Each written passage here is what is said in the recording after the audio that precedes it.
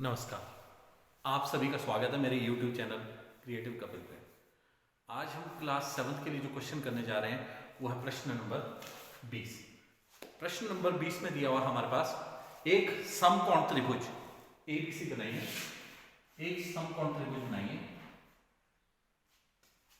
ABC, जिसमें हमारे पास तीनों भुजाओं का ये परिमिति दी हुई है। ये परिमिति मतलब तीनों भुजाओं का योग, तीनों भुजाओं का योग हमारे पास दिया हुआ है BC के समान।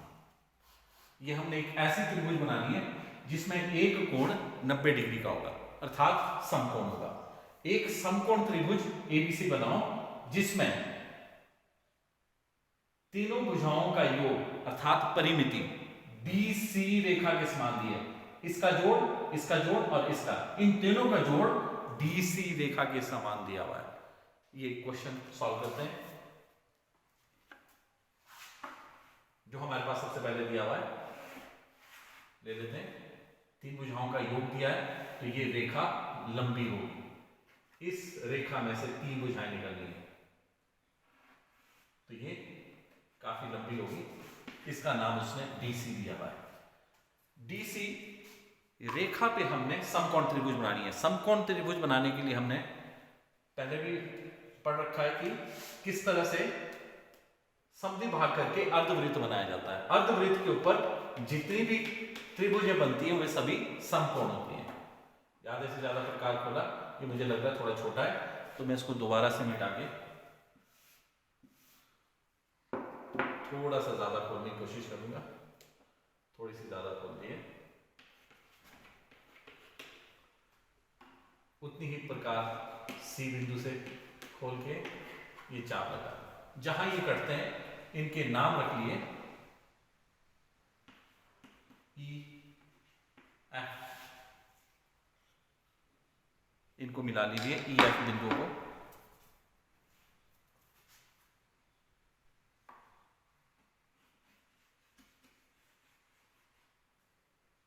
ये केंद्र आ गया।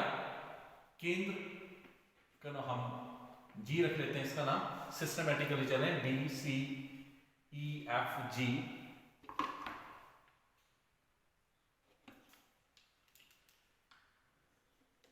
DC हमारे पास पहले से दिया हुआ था प्रश्न में। अब हम G से C बिंदु तक या फिर D बिंदु तक प्रकार खोलेंगे और एक अर्धवृत्त लगा देंगे। इस अर्धवृत्त के ऊपर जितने भी कोण बनते हैं वे सारे के सारे 90 डिग्री के होते हैं। चेक कर लेते हैं। हम अगर यहां पे भी इस बिंदु पे लेते हैं, अगर इसको यहां से मिलाते हैं आगे की तरफ तो ये इस बिंदु पे जाके मिलेगा। अगर हम यहां पे भी कोण बनाते हैं तो ये आगे जाके यहां मिलेगी और ये भी यहां जाके इसी कोण पे मिलेगी। कहने का मतलब इस अर्धवृत्त के ऊपर कोई भी बिंदु ले, अगर उस कोण को हम D और C से मिलाएं तो वो कोण जो सारे के सारे हैं 90 डिग्री के बनेंगे। तो हमारे पास क्या है, इस अर्धवृत्त के ऊपर सारे कोण समकोण बन रहे हैं। तो हम इस समद्विभाजक रेखा को टॉप में ले जाएंगे। जहां ये काटती है G के बाद आता है हमारे पास H बिंदु। H और H को मिला देंगे हम D और C बिंदुओं के साथ।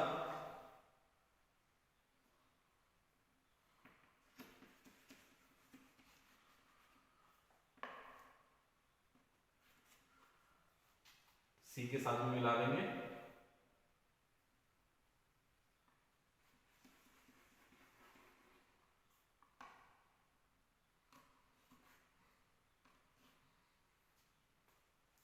ये आगे हमारे पास ये जो त्रिभुज बनी है ये समकोण त्रिभुज है। देख रहे होंगे आप भी, ये समकोण त्रिभुज ही बनेगी क्योंकि ये अर्धवृत्त के ऊपर बनी हुई त्रिभुज है। तो हमारे पास ये परिमिति थी, हम इसको त्रिभुज नहीं कहेंगे, समकोण त्रिभुज है, पर हम इसकी पर जो तीनों भुजाओं की लंबाई हमारे पास DC के बराबर होनी चाहिए। पर ये यहां तो DC के बराबर एक ही भुजा है तो हम इस DC से तीन भुजाएं निकालेंगे। तो क्या करेंगे, सबसे पहले ये जो हमारे पास एक कोण बन गया हुआ है HDC, इसको समद्विभाग करेंगे। कोण D को अपनी मर्जी से प्रकार खोल के चाप लगाई और ये इसका समद्विभाग कर दिया। जहां ये कटता है इसको हमने मिला देना है डी बिंदु के साथ।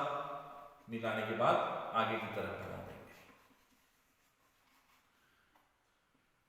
अब दूसरी तरफ से भी हम चाहें तो हम इसका भी समद्वि भाग कर सकते हैं, पर करने की जरूरत नहीं। अगर इसका भी समद्वि भाग करेंगे वो भी हमारे पास इसी पॉइंट पे जाके मिलेगा, क्योंकि वे समद्विबाहु त्रिभुज बन चुकी है।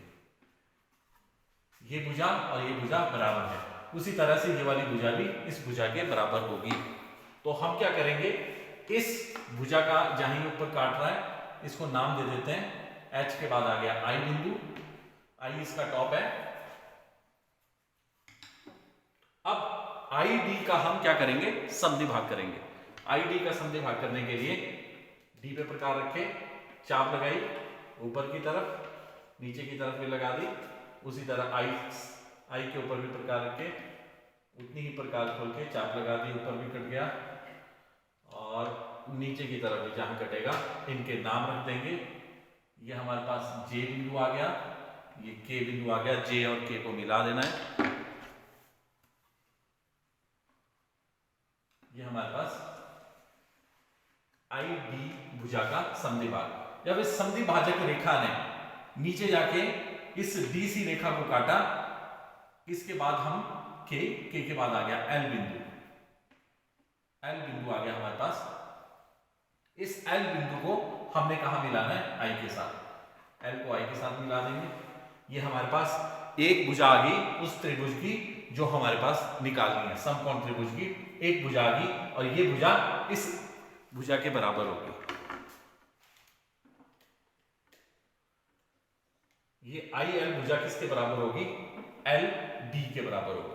वो किस लिए होता है, क्योंकि हमने इसके जो सामने भुजा थी उसका समद्वि भाग किया। इस समद्वि भाजक रेखा के ऊपर चाहे D से मिलाएंगे, जब I से मिलाएंगे तो वो दोनों तरफ को समान भुजाएं काटता है। ये लॉजिक है, ये हमेशा ही ऐसे रहेंगे, तो आपने इस चीज का ध्यान रखना है। ज्यादा से ज्यादा प्रकार खोल के I से चाप लगाई, उतनी ही C से भी लगा दी, जहां ये आपस में काटते हैं। ये आ गया हमारे पास M और N बिंदु। M और N को मिलाया, M और N को मिला के आगे की तरफ बढ़ा दिए। जहां ये काटती है, इस DC रेखा को काटती है, इसका नाम हमने रखते हैं O बिंदु। इस O बिंदु को हमने I बिंदु के साथ मिला देना है।